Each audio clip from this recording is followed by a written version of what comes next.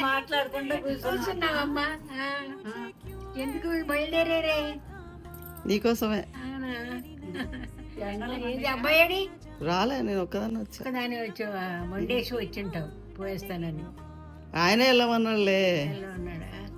బెంగళూరు నుంచి బెంగళూరు కాదు, దుబాయ్. హ్యాపీయా? హ్యాపీయా? హ్యాపీ. పొద్దున వచ్చా. చెప్పబెట్టుకుని వచ్చావు.